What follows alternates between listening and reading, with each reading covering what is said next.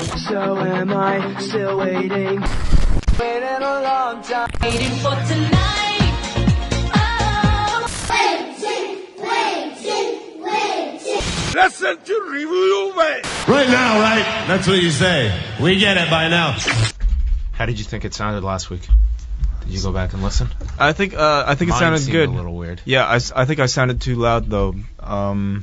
I thought you sounded okay. I just thought mine was a little hollow. It's because you had to boost mine up, so you got my mic picked up yours, so yours sounded more echoey.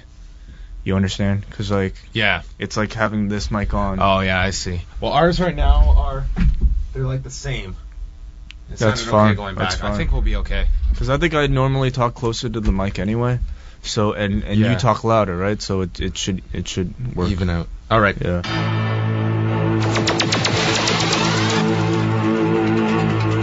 Caesar's Palace, Las Vegas, Nevada.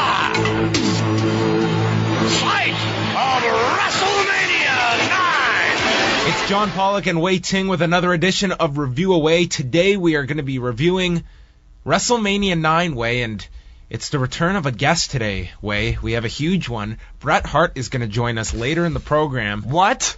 You and I went all the way to Calgary to get Bret Hart? Bret Hart on Review-A-WAI coming My up. favorite wrestler. Well, we went all the way to Calgary to get Bret's reaction to his 1993 WrestleMania match with Yokozuna, Rodney Anawahi. We did. We traveled all the way out there, And just for his reaction. so later on, an exclusive here on Review-A-WAI, a portion of our interview with Bret Hart where he talks about not only Yokozuna, but his thoughts on Hulk Hogan. So that's all coming up later as everyone fast forwards now to find Bret. It's going to be hard to find. We're very devoted to this podcast, as you can tell, and we put a lot of money into this particular episode of Review-A-WAI. I will say, for most major matches involving Bret Hart that we review, we will probably have Bret Hart on this show because we asked him about a ton of matches in his career. That's true. We banked them.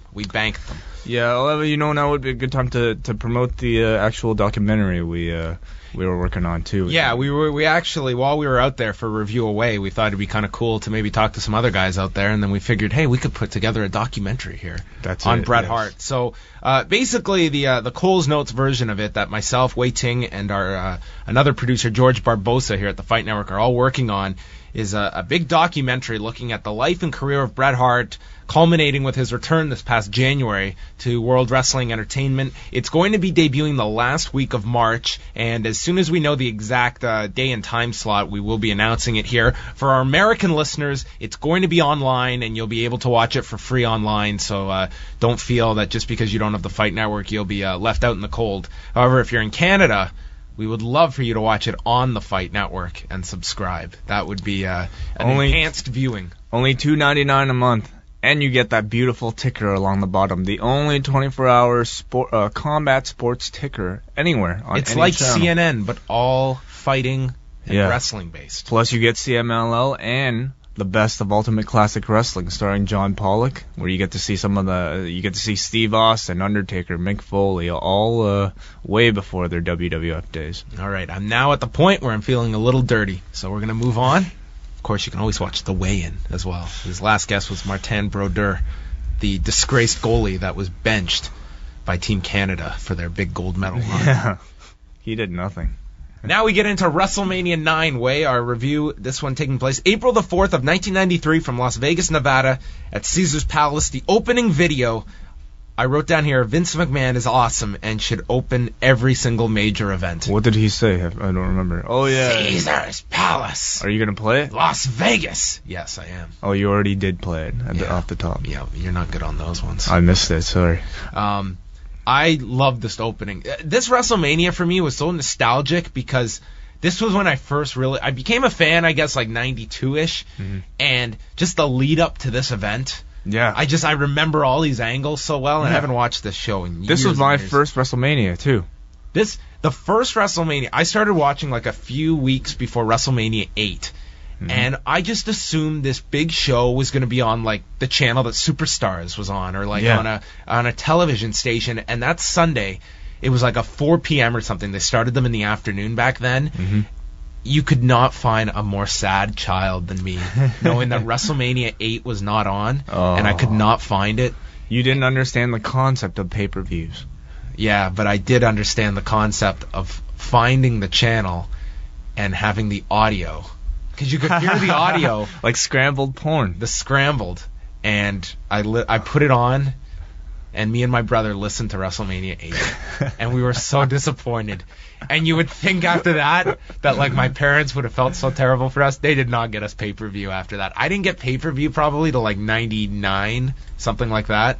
Wow. So I never got to really watch pay-per-views when I was a kid. Well, I got to watch this because this was the first year that we acquired a legal cable box. Man, if we were friends, I would have been your best friend. Yeah, you should have come over.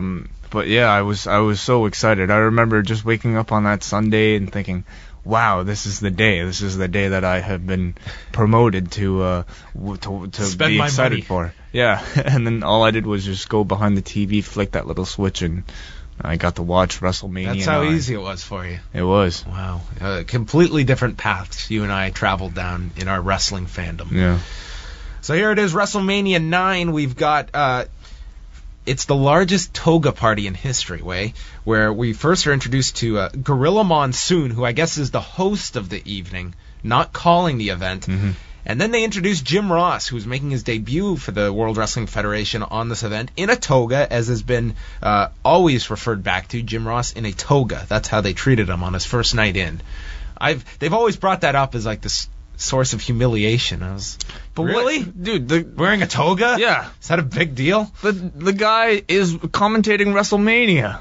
His first big show. He gets to commentate the biggest show of the year. Come on, how is this any sort of humiliation? If anyone got it worse, it was not Howard Finkel, but no, they had renamed him Fincus Maximus during the day. I thought that was so weird. I don't think I knew his real name at the time, and I just thought, wow, what an odd name for a man. What'd they get Maximus? Like from Howard? I really don't know.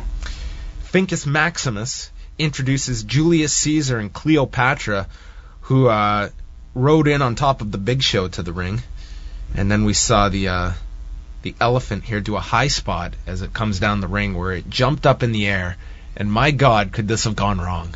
Yeah. Bobby Heenan could have died from the elephant stunt. The elephant could have fallen on children. Well, but these are professional elephants. These are trained Las Vegas elephants. Yeah, so was the Undertaker's ring entrance a few weeks ago. Those were trained professionals, and look what happened. Imagine an elephant landed on a child. In the opening match, you'd have to cancel the show. No, they would just continue. They would have still gone on? Yeah. These were hard times for the company. They needed this show. 16,000 fans packed into Caesar's Palace, and from what I know about the outdoor venue, they since torn it down. They then introduced the announcers for the show. We've got Jim Ross already doing play-by-play, and Ross actually gives us a history lesson that there were 7 different Cleopatras in history. And then we had Randy Savage come out on a sedan, and he was accompanied by the Vestal Virgins. Yeah. The Vestal Virgins. I actually did some research on the Vestal Virgins on Wikipedia, and they were, well, as they mentioned on the show here, pure in body and pure of thought. Nice. As they came down with Randy Savage. Nice. Then Bobby Heenan comes out backwards on a donkey, and that brings our commentary team out, who all got entrances. Jim Ross, Randy Savage, and Bobby Heenan. I hated Randy Savage on this show. Yeah, I don't recall him being so terrible, but my God, he was incoherent, and it was painful over the next 3 hours, where sometimes he would just interrupt a discussion that was going on with just random catchphrases, or he'd put these weird rhymes in. He seemed stoned out of his mind. They put this huge animal underneath me. They got me facing the wrong way. That's an attack camel. WrestleMania 9. Go for it. Lock and load. Do the thing. If you got the guts. Oh, yeah. Blast from the past, the Roman Coliseum. Everybody get ready. This is only the start.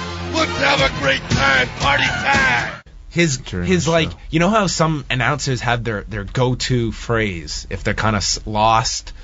Well, he wouldn't be lost in anything. He would just interject with So-and-so doing the thing. WrestleMania. And the other two would pause for him to just finish. It was his like sentence. they had to step aside. Here, Jim Ross and Bobby Heenan, two of the best commentators in history, letting this idiot go wild for 3 hours on pay-per-view. Could there not have been better use of Randy Savage at a time when business was in the toilet than putting him on the cans for 3 hours? Why did they put him in the commentary booth at this time? As amazing as this was 1993. Mm-hmm. Vince felt that Randy Savage's best days were behind him and didn't want him in the ring anymore and moved him over to commentary in 1993. Amazing. It's ridiculous. We go into our first match of the afternoon, not evening. Mm-hmm. Shawn Michaels defending the Intercontinental Championship. Well, hold on, John. When you think about it, it would be 6 o'clock, right? It would be 6 o'clock Vegas time. Was this an afternoon show, though? Or was this... I can't... Because remember, as I was saying, I know WrestleMania 8, it started like 4 o'clock in the afternoon. Oh, did it really? So I don't know this one. Okay. I don't know the start times back here in 1993. If anyone recalls, please let us know. Yeah. But we'll say in the afternoon. It looked to be, It looked really bright. 3 o'clock in the afternoon, maybe in Vegas. It could have... It very well may have been 7 o'clock our time, and that would have been 4 o'clock in Las Vegas. Yeah. Well, who knows? It gets a little overcast later. We'll analyze the weather changes afterwards. Shawn Michaels defending the Intercontinental Championship against Tatanka, and this also featured the debut of Luna Vachon in the corner of Shawn Michaels. And Ross asks, "What is that behind Shawn Michaels?" Yeah. That was Luna's introduction, and Heenan gives us her background and says that last year she won Miss Ontario. And you see, I'll often watch these while I'm on my laptop. And when facts like that come up, I'm going to do some research. There is no evidence of her ever competing in Miss Ontario. In fact, Miss Ontario wasn't even an event until a couple of years ago. What is Miss Ontario? Well, it's, the women models from the province of Ontario that would go on to be Miss Canada. She's not from Miss Universe Canada. She's not from Ontario. No. So why would she be competing in Miss Ontario? Well, maybe she was like in Gatineau or somewhere like right on the border between like Ottawa and that's still Quebec, Montreal. No, there's Gatineau. Gatineau isn't Gatineau like right on the border? I've always thought it was Gatineau, Quebec. All right. Well, there's some border cities there that maybe she's from. Hull, Quebec is on the border. Oh, because you can have Hull, Ontario, or Hull, Quebec. Maybe she was from Hull. Hull, Ontario. Who cares? Sensational Sherri makes her return to the company as she returns and is at ringside. If you remember, there was an angle where Shawn Michaels had Sherri go through a mirror. Yeah, Marty Jannetty came back, and then Shawn Michaels went to hit Marty with the mirror, and then instead Marty moved out of the way, and Sherri got the mirror. I remember watching that on CH, and it was such a brutal thing they had to cut away. Sherri legitimately got glass in her eye from that angle. Really? Yeah, she actually had to miss a bit more time than necessary at the time. Shawn Michaels could not look more disinterested in Luna Vachon. He didn't even really look. It was such a disconnect. Yeah. And they wouldn't even be paired together for more than a half hour. Yeah, he didn't even make eye contact with her the entire time. Just did not acknowledge her. Sorry, Shawn, we're putting you with Luna. Great. Really fits my image here. Yeah. Racial comments during the match towards Native people by Bobby Heenan, who referred to Tatanka as Tatanka. It's not racial. It's very much. You're making fun of a Native origin. What? Tatanka, that name was given to him. That's just making fun of a name. You're making fun of a creed. Just because his name happens to be, you can. What if I make fun of John? What if I say John? I don't think it has the historical significance of Tatanka. Okay, I'm just saying, Way. I found it. All right. Well, he's racist. Yes. I wrote in to complain about this. Just one instance of racism. More to come. More instances of racism to come on this broadcast. Yes. But no Nick Diaz on this. No Nick Diaz. Disgusting. Michaels, I noted in this match.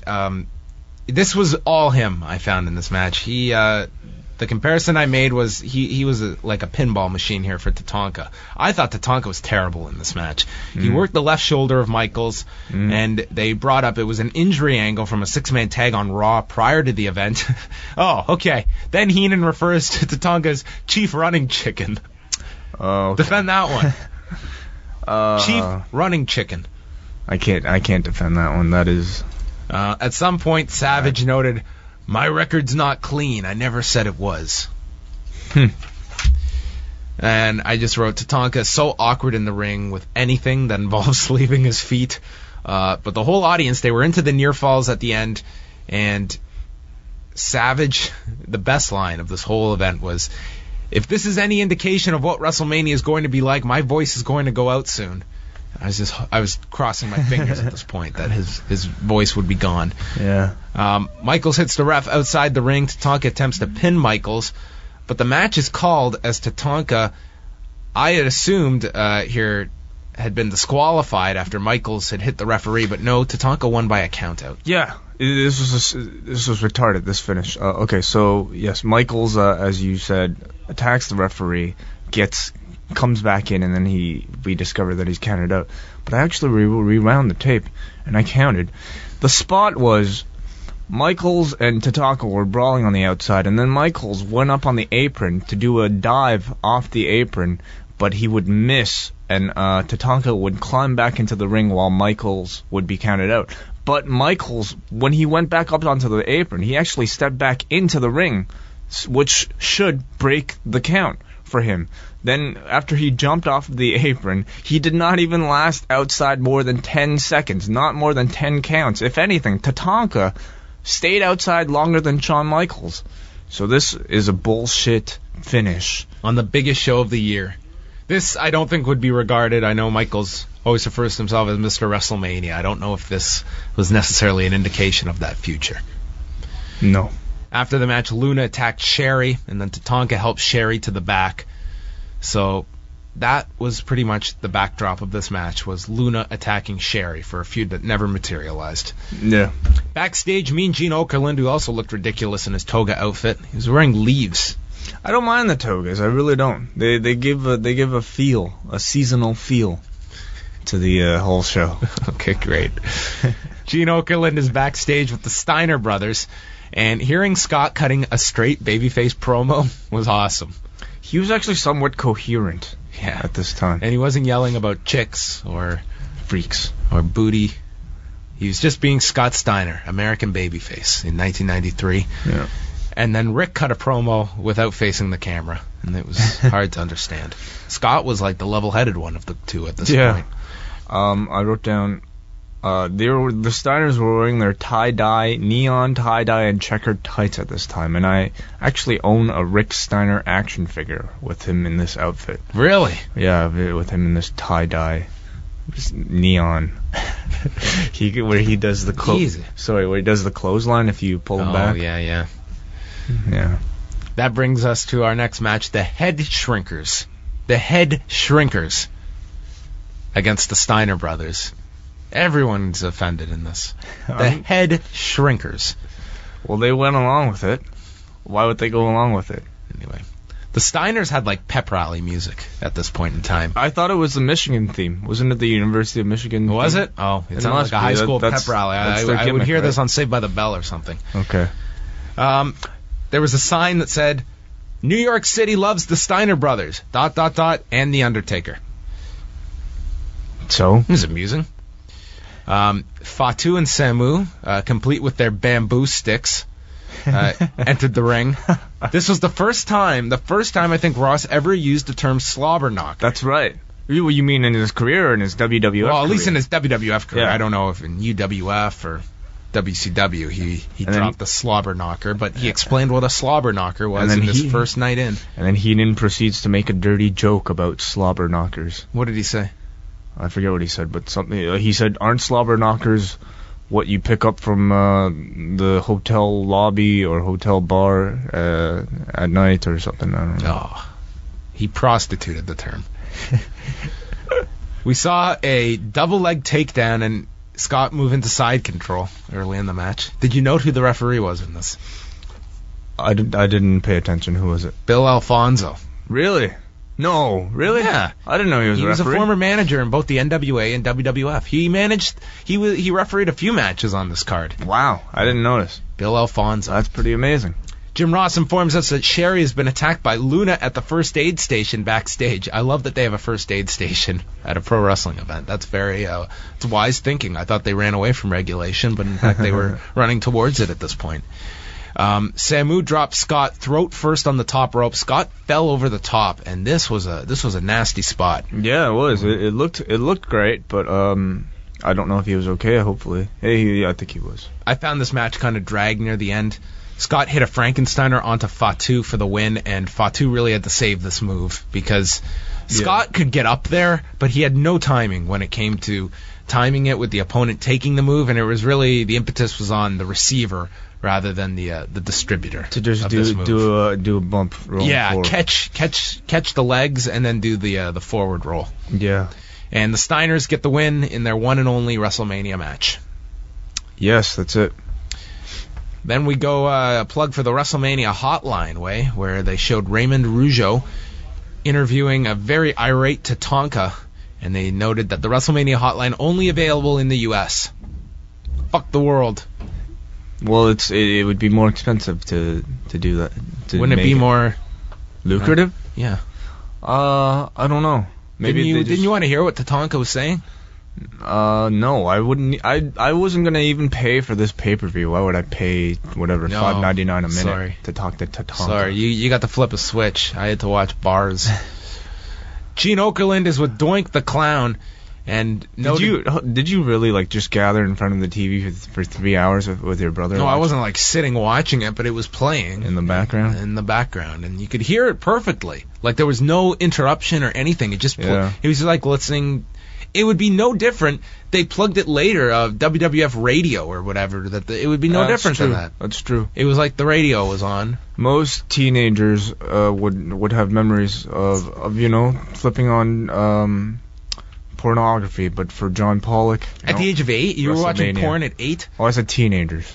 But I don't know how you were doing this until 1999, right? I was not watching porn at 8 years old. No, I wasn't. I wasn't using this practice for too long because it got a little tiresome not seeing pay-per-views. Okay. Thank God for the internet. You can bootleg everything now. Yeah, tons of porn on the internet now. We continue here with Gene Okerlund with Doink the Clown, who desecrated the visage of Julius Caesar, according to Gene Okerlund. And then they discuss the tricks that Doink has been playing on children. And they go back, and do you remember this angle, Way, when Doink attacked Crush at a Superstars taping with the fake arm? I totally remember this angle. I do. At first Doink wasn't he throwing confetti? His gimmick was that he used to always confetti. be at ringside and in the crowd. Yeah. For weeks and weeks he'd be there, and then he had a bucket of confetti, and then he teased tossing the bucket of confetti onto Crush, and it turned out to be a bucket of water. Yes. And he soaked Crush. And then eventually Doink gave a flower to Crush, and when Crush turned to give the flower to a fan, he pulled his arm out, and it was a fake arm, and it was like metal or whatever, and he just beat the fuck out of Crush and knocked him out cold. With the fake arm. And the way they sold this, it was great. It was great. And it built up to this big match at WrestleMania. I thought Doink was an awesome character. He was so scary. He was. His music was creepy. Yeah, and just the evil laugh and the sudden change in facial expression. I thought it was really good. He tells Okerlund that after WrestleMania, Crush may be seeing double vision. Yeah. What does that mean? Oh, foreshadowing. We go to another sign at ringside where it shows Doink and a van sign. Who's the pineapple head now? I don't get it. Who's the pineapple head now? I would have made that sign, wouldn't you? No. These signs are terrible. They're giving out... Crush's ring attire. Do you want to comment on his ring attire? Well, Crush at this time, he was wearing... This was right out of American Gladiators. Yeah, he was wearing a orange, purple, and yellow... Spandex with his Spandex Crush, shorts. With his Crush logo on it. So, how could you buy a guy's name being Crush? Well, he was Crush in Demolition. Every time I saw this guy, I thought of the soft drink. Because he was wearing orange. He was wearing. Yeah, he was like Kool-Aid had the Kool-Aid guy. Orange Crush Crush. could have had Bryan Adams. Yeah, he should have been selling the drink. That would be perfect. The soft drink wrestler. Yeah. If only we were booking in '93. I loved his finisher though. He would crush an opponent's head. Yeah. He would it would be like a vice. He would vice the opponent's head. He'd just crush his head. And I would legitimately believe that this was a real move. That was in when I had Sega Genesis. That was my favorite finish to do in the Royal Rumble video game. You'd have to get behind your opponent, and then you'd have to press like A and B together or something, and then you'd just crush his head. Then you'd lift him up into the ground and smash him down, crushing his head. That's amazing. Just killed his power bar. That move should be illegal. They should ban that move. You could do that in MMA. Yeah, you can. Can you crush a guy's head? Well, why would you? If a guy's throat was open, why wouldn't you go for a choke? It would be a statement. Yeah, it would be. Like, if you actually wanted the guy to die, you could try to crush his head. Horrible. But, I don't know. Crush is a very violent person, I guess. Crowd was dead for this match. Mm-hmm. Silence. There was a ref bump late in the match, and by late, I mean like 7 minutes in. And then Crush, this was WrestleMania. This was the night to put it all out there. This is what it's all about, Way. Yeah. Spinning Liger kick by Crush. Horrible failure here. I didn't even see that. You didn't even note it? Oh, God, it was bad. A second Doink comes out from under the ring, and they attack Crush with the arm, and he hits him multiple times in the head, and Doink defeats Crush. And Savage, just outraged, yells, "That's not a match, that's cheating." Well, it is. It was. Huh. And Doink gets the win. Now, in the continuing the theme of offensive comments, Way, I want to get your reaction to Todd Pettengill in the stands with the Japanese photographers, and he was inquiring if there were two Doinks. The first one couldn't understand English, and the other one just laughed ridiculously. We're here with the photographers from Japan. Sir, were there two Doinks in your opinion, or was it an illusion? Doink? そう少しね、横綱が強いですね。No, sir. You have to. Were there two Doinks? Sir, were there two Doinks? All right. How are you enjoying your stay here in the U.S.? Las Vegas #1. Jesus Christ #1. Hey, Yokozuna. Yokozuna #1. Unbelievable. I thought it was terrible. I think it sends a message that if you don't speak English, you're a retard. Horrible values put forth here in 1993. Well, it's true to this day, is it not, in the WWF?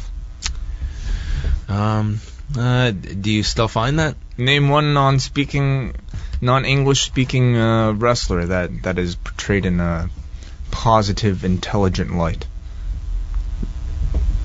Delirious. Ring of Honor. That's Ring of Honor. In WWE?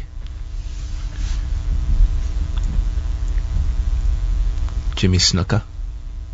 He speaks English, but he's not portrayed as an intelligent person whatsoever. Wait, I want to think about this. Non-intelligent speakers that are portrayed in a positive light. Eugene was a few years ago. No. I meant non-English speaking wrestlers that are portrayed in an you intelligent light. Okay, that don't speak English. There has to be one.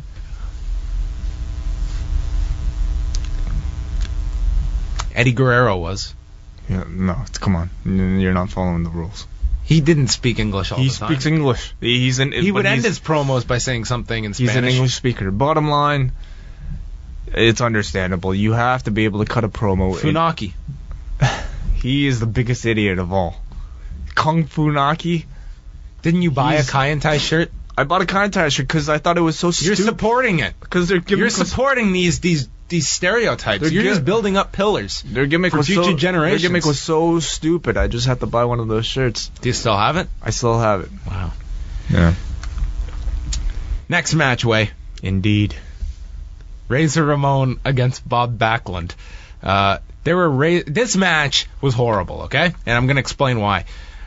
Razor Ramon starts the match with chants for himself from the audience. He was the heel at this point, and Bob Backlund was the All-American babyface. And Apparently someone thought it was a great idea for the babyface Bob Backlund to come to the ring with no theme music. Yeah. Huge babyface move. Savage brings up an angle from earlier in the day at the WrestleMania brunch where Bret was knocked out cold by Lex Luger, which we'll chat about later. Razor Ramon, he uses a small package for the win, and Backlund is upset after the match.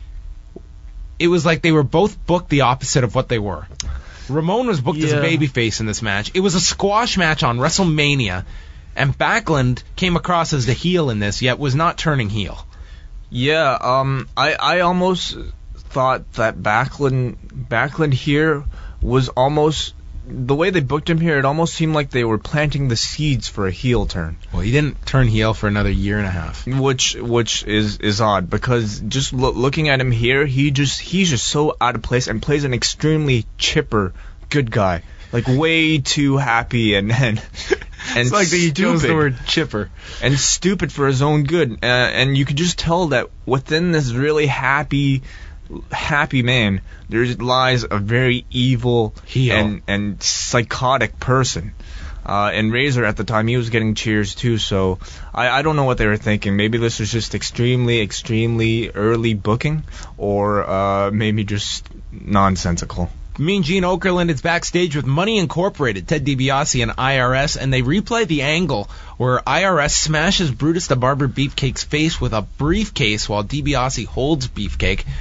And they also state that his partner for tonight, the returning Hulk Hogan, was attacked last night, and they were behind it. And this was actually a legitimate injury Hulk Hogan suffered right before WrestleMania. It was a sailing incident, and his whole left eye was just closed shut. Mm-hmm. But there have also been rumors that the black eye was for Macho Man Randy Savage. Yes. Because Hogan was supposedly sleeping with Elizabeth. Lots of rumors persist about what the cause of this was. The public story, yes, that it was a sailing incident, that Savage may have even been sailing with him. And then, yes. Maybe sailing is like a, code for something else. If you know what I mean. No, I don't. Money Incorporated versus Hulk Hogan and Brutus Beefcake for the tag team titles. Hogan and Beefcake, you know who they defeated to become the number one contenders for this match? Who? No one. Early on, they tease a count-out finish, but they announce if Money Incorporated walks out, then they also lose the titles. I hate these stipulations, Way. Yeah. Where they change the rules right on the fly like that. You shouldn't. There's a rule in place that you cannot lose the titles based on a count-out. See, but except when Hulk Hogan is the challenger. No, but when people abuse these rules, well, that needs to be cleared ahead of time. Okay. Well, you know what? I think it's stupid. I think for a title match, they should just say no countouts. That would have been easier, but Money Incorporated for months had been doing this gimmick where they'd walk out and keep their titles, and then at WrestleMania, they got fucked by that rule. Savage with another gem in this match, stating that they are hanging from the rafters. He pauses. If there were rafters. What an idiot. Hogan's put out by the $1 Million Dream. Beefcake then runs in and uses the sleeper on Ted DiBiase, so both Hogan and DiBiase are laying unconscious. Mm-hmm. Inside of the ring, they build up to a hot tag for Brutus Beefcake. Doesn't that seem a little reversed? Build into the hot tag for Beefcake? Yeah, I suppose so. Yes. And then DiBiase hits Beefcake with the briefcase from the floor. Money Incorporated takes the mask off of Beefcake and work on his face, his surgically repaired face. Mm-hmm. And Bobby Heenan was just elated at the idea of Beefcake's face being rearranged. He was giddy during commentary here. I was very concerned for Brutus Beefcake at the time. I thought he was really gonna he just had a surgically repaired face. He was really gonna waste all that time parasailing, recuperating. Hogan and Beefcake should just stay on land. Beefcake then recovers with a sleeper on IRS. DiBiase then attacks Beefcake, and he knocks down both Beefcake and the referee. This allows Hogan to take out Money Incorporated with Beefcake's mask, and they get the double visionary pinfall, but the ref is outway. So Jimmy Hart runs in, reverses his jacket, which just happens to be black and white striped inside, and he counts 3. Everyone's going crazy, but then they announce that since Beefcake was knocked into the referee, that the Mega Maniacs have been disqualified and Money Incorporated retain the tag team championships. Yeah, how stupid was it for Hogan and Beefcake to celebrate after their manager counts the pin? They've been in this thing long enough. They should have been aware of the rules and regulations. And they take it out on the ref. And poor Danny Davis is thrown out. Shit out of the ref. Thrown out by Jimmy Hart. And then they celebrate by opening up the Halliburton. There's a brick inside and lots of money that they give out to the live crowd. They should be arrested for that. They're stealing. They cheat, and they're stealing heels. Yeah. This is the first year that Hogan hasn't main evented at WrestleMania. Was it? Oh, never mind. Todd Pettengill's at ringside with Natalie Cole. Do you know who Natalie Cole is? No, I do not. She was the celebrity this year at WrestleMania. She sings some song, right? Their stock of celebrities really dropped at this WrestleMania. Natalie Cole. Yeah. She's shocked that the WWE is giving away real money. So was I. And you could tell she had zero interest in being on camera here with Todd Pettengill. Yeah. She just wanted, okay, bye. Then they interviewed Dan Raycharts, the CEO of Caesar's Palace, who was just ecstatic that WrestleMania had come to Caesar's Palace. Yeah. And they would never return. Gene Okerlund is backstage with Mr. Perfect, and Perfect goes on and on bragging about what a great week he's had, how perfect he is, and then he botches this promo to a gigantic degree, calling him the Lexorcist, Lark, gets confused, blows the promo, and just storms out. This was this is probably the worst promo of Curt Hennig's career. It was anything but perfect. Yeah, I mean, I never liked Mr. Perfect as a face. I thought his character was best suited for a heel. And even Luger, it seemed like their roles were kind of reversed here. Luger should have been a face, and Mr. Perfect the heel, but nonetheless, they had a match. The Narcissist lets Luger against Mr. Perfect. Luger comes out with women in thongs, and the fans are trying to touch them, and it was very awkward watching the women try to avoid these fans on the way to the ring with their mirrors. And they pose with the mirrors, and sparks came out of the mirrors. Why, this was pretty elaborate for 1993. No, well, they I don't know. During this match, Savage calls WrestleMania IX the best ever. Of all time. Sure. Bigger than Pontiac, Michigan. Bigger than the Skydome. Bigger than the first one. WrestleMania IX, Caesar's Palace. In his mind, maybe it's for personal reasons. Maybe he not the year he won the first world title. Well, who knows? Not the year he headlined with Hogan. Who knows what happened? Who knows what was going on backstage? Maybe pulling a great match at the Ultimate Warrior. No, it was sitting here yelling. They're hanging from the rafters if there were rafters. Maybe he was ecstatic after punching out Hogan. Maybe that's maybe finally Hogan had to sell. Yeah. Visually.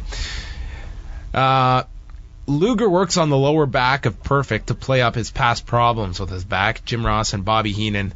I thought the MVPs during this match. The crowd wasn't reacting to any of the near falls. They were not into this match. Luger uses a backslide to win the match, despite Perfect's feet being in the ropes, which indicates to me that Perfect was not willing to do a clean job to this idiot. And then after the match, Luger knocks out Perfect with his forearm, which had a metal plate inside of it. And Savage says that Luger should be put in jail. I agree. Perfect regains consciousness. He storms backstage, and then they see Perfect. He comes backstage. Luger's chatting with Shawn Michaels, who is wearing tight jeans and cowboy boots, and he attacks. And no shirt. No shirt. Why would you?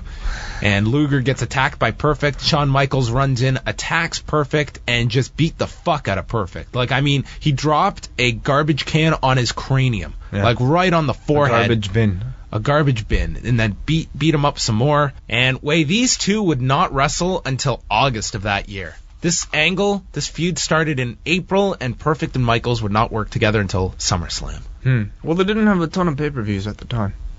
No, but it was just it was well built. I thought starting WrestleMania. Yeah. Michaels going from Tatanka to dumping Luna and on to Mr. Perfect. Things were much better for Shawn Michaels after this event rather than during. Then they go back to ringside, and all of a sudden Bobby Heenan and Randy Savage get into a huge argument where Randy Savage stands up and there's a giant pop from the crowd, thinking that Randy Savage was going to attack Heenan, but this did not happen. Did not happen. And then we have Gorilla Monsoon, who had been forgotten about for this entire pay-per-view, previewing the next match between The Undertaker and Giant Gonzalez, as well as Bret Hart against Yokozuna, our final two matches of this afternoon's event. And that takes us way to The Undertaker against Giant Gonzalez. The Undertaker going into this WrestleMania with a 2-0 record. 2-0 streak. Would the streak be broken? That's what every fan was thinking. I thought The Undertaker got the second biggest pop thus far next to Hogan. He came out with a crow. Yes, he did. I wonder, this would have been before Brandon Lee died, right? I'm really not sure. I think it was 94 he died. Are you saying that has anything maybe to do it was a with tribute to Brandon Lee? Yeah. I highly the dead doubt man with the crow. Highly doubt it. All right, you look it up. Bobby Heenan asks here, is he human? And I thought of the Killers song right away. Wow.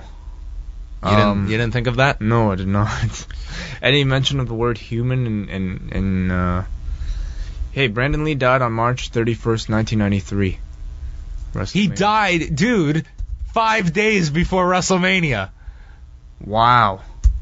So maybe it was. Don't fuck with me. Don't fuck with me. That's totally why. No, it's not. Oh, it is. I still don't buy it. Just because he has a crow? 5 days so before what? So? filming The Crow, Brandon Lee dies, yeah, and the dead man comes out with a crow. Why a crow? Because it fits his character. He's never come out with a crow The crow before. is the bird of death. He's the dead man. 5 days before WrestleMania, he dies. It was a tribute. Doesn't matter. It's just a coincidence. I'll call up Mark Calloway and ask him. He won't tell you. The opening portion of this match was all Undertaker selling in the opening minutes. Gonzalez on offense was terrible. Not that his selling was probably any better. This match was terrible. Yeah, it was pretty bad. Did you like it? I didn't like it, but you know what? I wasn't too offended from it. I mean, it's interesting watching The Undertaker work against the big guy, because he's traditionally the big guy in a match. Why don't you explain how this match ended? Well, Giant Gonzalez, who's Harvey Wippleman, Giant Gonzalez's manager, distracts the referee and then hands a chloroform-soaked towel to Giant Gonzalez. Giant Gonzalez then suffocates, or what is it? What do you do with the chloroform? You kill. It kills the Undertaker with the chloroform. So we're to believe the Undertaker is dead. Makes him pass out, and the Undertaker actually passes out. Then the referee disqualifies Giant Gonzalez, but who cares, right? The whole point of this is to kill the Undertaker. So the EMTs come in, and everybody's all concerned about the Undertaker. And I just watching this portion of the show today, knowing what I know about pro wrestling, I just thought it was so cool to see all these people, all these EMTs, all these referees and sheriffs and Las Vegas people, just to know that these are all actors and none of this is real. This is all bullshit. This is all just actors in on the act. As a child, I was legitimately concerned about the Undertaker. Now I know that these are all actors. I just thought that was actually pretty awesome. So the Undertaker is taken to a stretcher in the back. Giant Gonzalez is still in the ring, and then gong! You hear the Undertaker's music, and then the Undertaker walks back out. Amazingly, he's recovered from the chloroform. And he's recovered enough that he delivers the worst flying clothesline I've ever seen in history to the Giant Gonzalez. And the Undertaker wins this match by disqualification. But the war is not over between these two. Well, what was to happen with these two? Their feud would continue. Oh, great. They'd have another pay-per-view out of this. Nice. We throw to Gene Okerlund backstage, who says, "Thank you, Jimmy Ross." And he recaps Yokozuna delivering bonsai drops to both Jim Duggan and at the contract signing for Bret Hart. I remember all of these angles from watching them on TV. Hogan comes in for an interview, and he says that all the Hulkamaniacs and Hulk Hogan are in Bret Hart's corner. Hogan challenges the winner of the match and says, "That's why right now, Bret Hart, I'm issuing a challenge to either you or that Jap, brother." I couldn't believe it. almost spat out my milk when I heard him say This that. was the most racially offensive pay-per-view in WWE history. I thought it was so funny just to hear Hogan say the Jap as if, you know, It's just nothing, that's a just another babyface word. comment for him. Just another word. Just horrible. Yeah. They made that bonsai drop look so serious. I remember. It looked terrible, really, when you What do look you mean? back. I think it's a very devastating move. A very devastating looking maneuver. Yeah, sure. Giant, like imagine like a giant couch being dropped on a person's I chest. always thought it was in the selling that made it look really well. There's you not, can see there's the not, feet so? broken. So what? If he were to legitimately land on a person, he would still land feet first. No, he could just be flat and land ass first. But on the chest. then he would fall over. He would have to stabilize his fall first and then drop his weight onto the opponent. I'm not saying it was a bad finish. I think watching back now in hindsight. I love that finisher. And when they did it with Duggan, they had Duggan cough up blood. Well, that was the selling. I thought it was tremendous. Made it great. Well, I think it's very, very cool. And I think they just booked Yokozuna very well up until this point. Todd Pettengill is with some fans in the arena wearing togas, and then did you notice all his throws back to the announcers where he get all like weird? Animated. Yeah. Yeah, he's trying to be goofy or funny. That's his thing. Let's go back to my colleagues Jim Ross, the Macho Man Randy Savage, and Bobby the Brain. As the music sounds, let's go back to the squared circle. I hated Todd Pettengill. So just to recap here, we had Hogan challenge the winner here. So we have Bret involved in a match with Yokozuna. He shot an angle with Lex Luger earlier in the day where Lex Luger knocked him out. At the brunch. Which never went anywhere, if you remember. They did nothing with Luger and Bret. Yeah. And then Because they turned Luger. And then they're setting up Hogan here for the winner. Just seemed like a lot. Main event, Bret Hart against Yokozuna for the WWF Championship. Another fan sign. Bret can beat Japan. Just him alone. Sure. Could take Japan down, way. Mm-hmm. Those Japs. Early on in the match, Bret's on offense to start.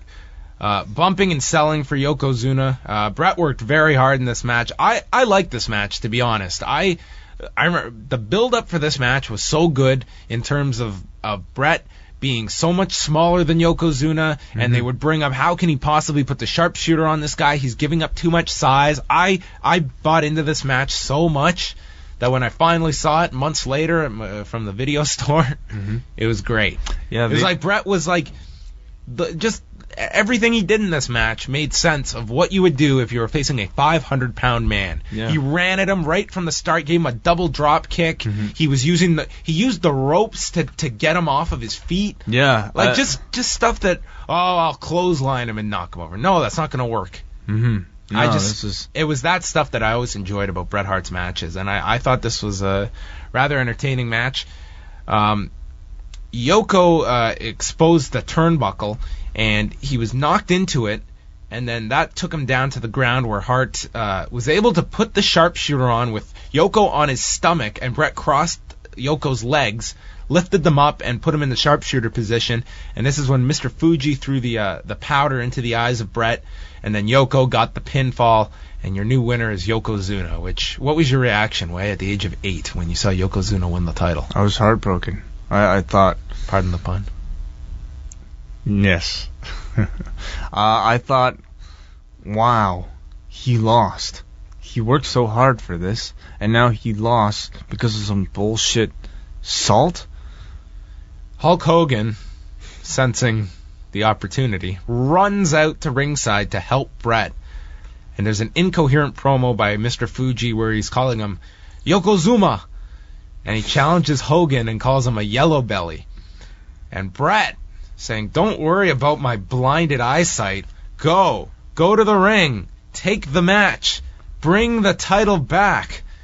So Hogan gets into the ring. The title is apparently on the line. The bell never rings. The powder is used. And Yokozuna, for months, Way, do you remember this angle of how it was so hard for him to get knocked off his feet? Hogan just walks into him with, like, not even a clothesline. It's like his two forearms and just lazy, hits him in the head. Yoko takes a bump for him onto his back. He had salt in the eyes. Why would that affect, like, It affects your balance. Fine. Bret, what I didn't understand was Bret was pinned off of the salt in the eyes. He was in the sharpshooter. Mr. Fuji threw the salt in his eyes, and then Bret didn't even take a punch or anything. He was just pinned off of salt. How does that make sense? He was assaulted. Hulk Hogan delivers the leg drop to the blinded Yokozuna, and he pins him. Yokozuna's reign lasts a minute and a half. Hulk Hogan is your new champion to end the show with all the pyro and fireworks, and Savage ends by saying this was the best WrestleMania ever. Bullshit. I remember thinking when Hogan came up, I thought Hogan was going to tell the referee what had happened and reverse the decision, not take the belt for himself. No. So right now, let's go to our guest, Bret Hart. First comment, he is going to tell us about the match with Yoko and what he liked and did not like about the match. The match I had with Yoko where I lost the belt was the best. If you go back and look at it, it was the best match he ever had. I don't care if anyone says it was the best match Yoko ever had. And the sad thing about that is that we had a whole sort of last 5 minutes of the match that we never even went into, and we never got to do it. Yoko got too tired or something, and he just jump-started the ending, and we went into the ending about 5 minutes premature and missed out. He just decided to chop off the whole last 5 minutes of what we were going to do. And it still stands as a phenomenal match for Yoko and the drama and everything, but I know that if we just finished the 5 minutes, it would have been basically the same ending, about 5 minutes more story into it. I always said, and I never did it. I wrestled most times after that. I said I'd never do those. That 5 minutes was gone forever. I said you lost it, because I was so mad at him. I wasn't mad about losing the title. I was mad about him screwing up the last 5 minutes of the match and going home on me. But I look back on that, it was as a bit of a masterpiece with Yoko. Bret Hart, going into this, he had held the title for about 6 months at this time, and Vince McMahon was going in a new direction with Bret, and then all of a sudden, they're going back to the past with Hulk Hogan, and the decision to put the title back on Hulk Hogan and put Bret Hart to the side. And when they pulled the plug on me in WrestleMania IX, I knew when it happened, I said, wrestling's changed. It's about the dramas and the matches and stuff. And I was like, okay, Hulk Hogan's such a great wrestler. Let's see what kind of business he can draw. Let's see if what kind of matches he's going to have. How is he going to do what I was doing?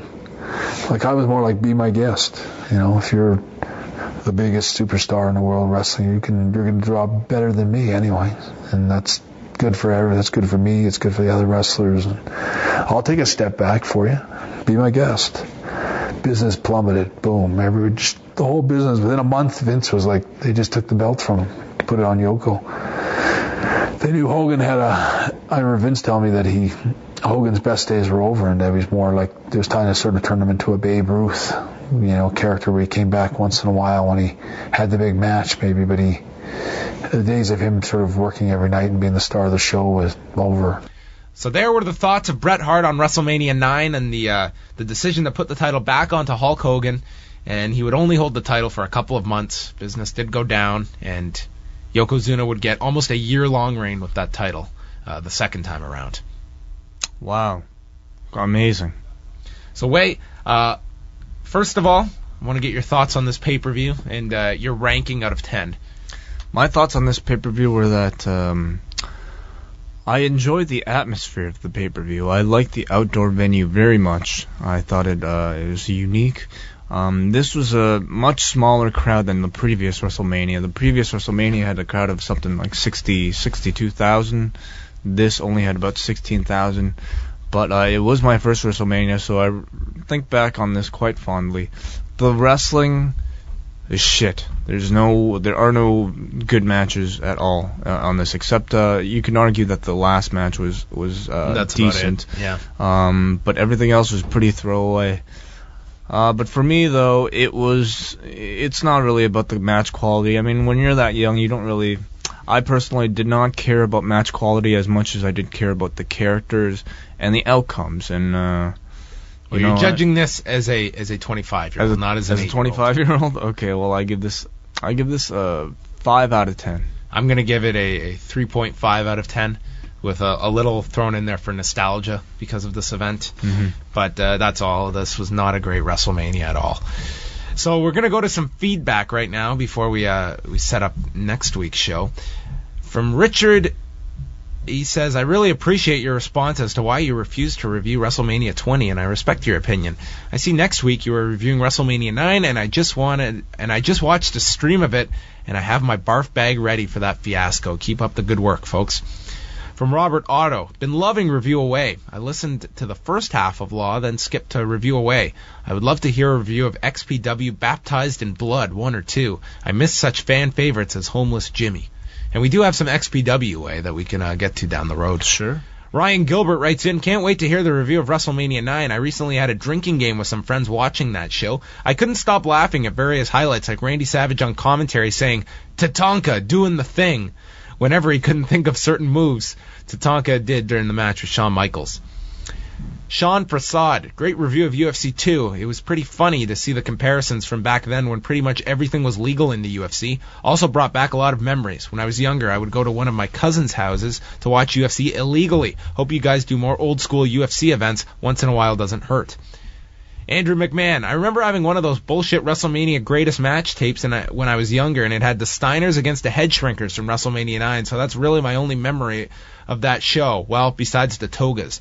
I remember Scott also murdering Samu, I think, with a hot shot. How did that match make it onto the WrestleMania greatest matches tape? I don't know.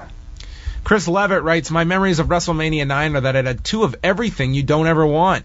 2 Doinks, 2 Hogan matches, 2 Luger angles, Bret Hart and Mr. Perfect, and there were 3 times people used medical aids as weapons, Luger, Doink, and Beefcake. In hindsight, Heenan on the camel and Hogan winning a match he wasn't even in are pretty funny. It was a horrible show, though. I think this was the beginning of the lean years, worst last match on a WrestleMania ever. And finally, Jake Cunningham. Hey guys, great show as always this week. Jay Cunningham. What did I say? Jake. Jay Cunningham writes, hey guys, great show as always this week. However, I really don't care for hearing about UFC. Could you please abstain from doing other UFC reviews? I'm sure a lot of the other listeners don't care for MMA. Anyway, keep up the great work. Can't wait to hear you slaughter WrestleMania 9. Remember, you can't spell slaughter without laughter. Nice. And before we go, we have one more. I have a retraction from our previous review of the UFC 2. Royce Gracie did in fact submit Minoki Ichihara with a choke and not an armbar. Remember, there's the call we were confused by because the announcers thought it was an armbar. They had no idea what happened. It was actually a gi choke. Oh, okay. And this information comes from my friend Carl from the Fight Club, who would like to remind you that in exchange for this information, that the Fight Club is putting on TFC 10 High Octane, coming to you live on pay-per-view Friday, March 19th from Edmonton, Alberta. Ryan Ford in the main event. Ryan Ford versus Tommy Spear from The Ultimate Fighter, TFC World Welterweight title, plus Victor Velamaki versus Martin Desilets for the TFC Light Heavyweight title. So Martin Desilets. Desilets. He's French. I thought it was Desilets. Martin Desilets. Whatever. For more information, visit thefightclub.ca, and Jay Cunningham, I'm sure, will be lining up watching right at this moment. Make the trek over to Alberta. All right, go check out TFC 19 High Octane as a plug sneaks its way here into Review-A-WAI. Yeah. So we continue our reviews of WrestleMania, and I chose WrestleMania 9. So now it is in your court. Okay. To pick an event for next week. All right. Well, would you like to do a good WrestleMania or a bad WrestleMania? I do not care, Way. Come on, just pick. Okay, pick heads or tails. Heads. You didn't even pick an event. You're just fucking going through your friggin' head right now on what to review. You know what? Let's do a good one. We'll. I'm sick of watching these bad ones. Let's continue from WrestleMania 9 and see what the next year had in store for the WWF. Let's do WrestleMania 10. All right, WrestleMania 10 from Madison Square Garden is coming up next week. So keeping with the theme of WrestleMania 9 at Caesar's Palace, I thought we'd go out with "Jerk It Out" Way by the Caesars.